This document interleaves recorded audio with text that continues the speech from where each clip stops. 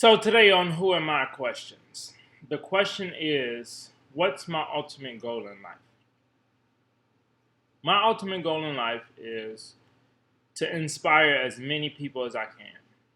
That be while I'm alive, and hopefully, if things happen how I want them to happen, hundreds of years after I die. How can I inspire people while alive and hundreds of years after I die? Is through maybe video like this or through audio, like it's some music that lives on forever and ever. And of course, through writing. I mean, we still study and we still read and we still recite and we still learn about Shakespeare. And it's been a long time since he passed. So that's what I want to do. I think that inspiring others is probably the greatest thing that a human can possibly do. I come from the hood, and I know a lot of people would say, hey man, I'm in a bad situation. What somebody needs to do in my life is give me something to help me get out of my situation. But as far as people talking about giving them things, most of the time it's in reference to money. And I feel like you can give money as much as you want, but money has the capacity to run out. Even if you have $1 billion, if you you can spend $1 billion. It's possible. It's people who have been billionaires and now are worth almost virtually nothing anymore. So I feel like giving away money is not something that I personally aspire to do. Some people may think that that is the way to go, and some people may think that giving their time, so like social workers or certain activists or certain politicians or certain, especially like civil rights leaders. Even with civil rights leaders, I think that they give a lot of their time and resources, their time as the resource that they're giving away to people, which is great, and they can definitely help a lot of people. But is that fight still a fight 100 years from now? I don't think so. Well, most times it's kind of not. It's not as important as it was back then.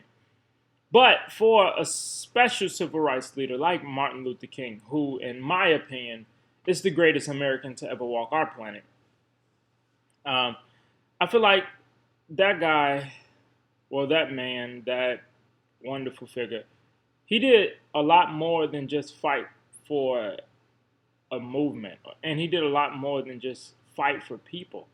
He fought for people, yeah, and you can only really fight for the people that are in the generation in which you're fighting for currently, because the people of the future, that may not be their issue anymore, so you're not fighting for them. But what he did for us was he inspired us. He inspired us to stand up for things that we don't agree with. He inspired us to say no to things that may be luxuries, like the Montgomery bus boycott. Riding that bus is a luxury. We don't need that bus. We need to prove our point, which is most important. And us proving our point means that we won't put any money into you guys' system until you guys accept us. And that's what he did for people. That's what he did for me. He taught me that it means more to inspire people, to help, to bring about a change, than to give anything to them. I mean, the richest person, the richest American that most people, well, I mean, a wealthy American like John D. Rockefeller, he's come to this planet and he's lived in this country and he's produced a lot of great things for this country. And he gives away, or his foundation or his family gives away money all the time. They've started some of the biggest universities in our country. But Martin Luther King, not a rich man. He didn't give his resources. He gave his time. And he also helped to inspire people.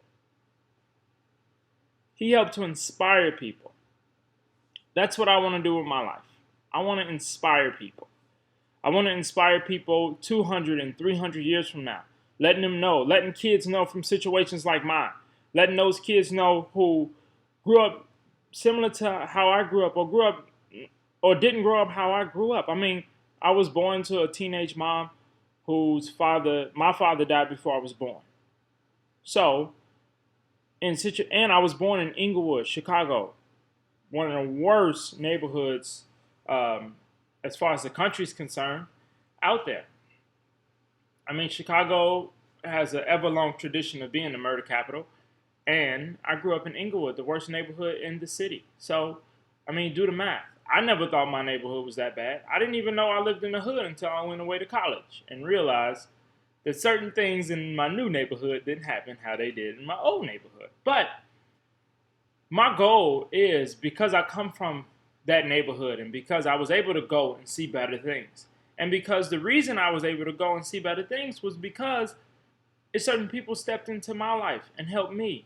And there's certain people that was in my life from the beginning, they helped me. But their messages helped more than their finances did. Their meaning in my life helped more than their finances did. The lessons that they taught me helped more than their finances did. And the belief that they have in me helps more than anything else. The only thing I want in return for anything that I give to people is just for those people to believe in me. Even if they don't agree with me. Just believe that at least what I'm doing for the goodness of people. To help people, to encourage people, to motivate people, and most important to my life, to inspire people. So my ultimate goal is to inspire as many people as I can while I can. And in attempts to produce things that could inspire people 100, 200, possibly 300 years from now.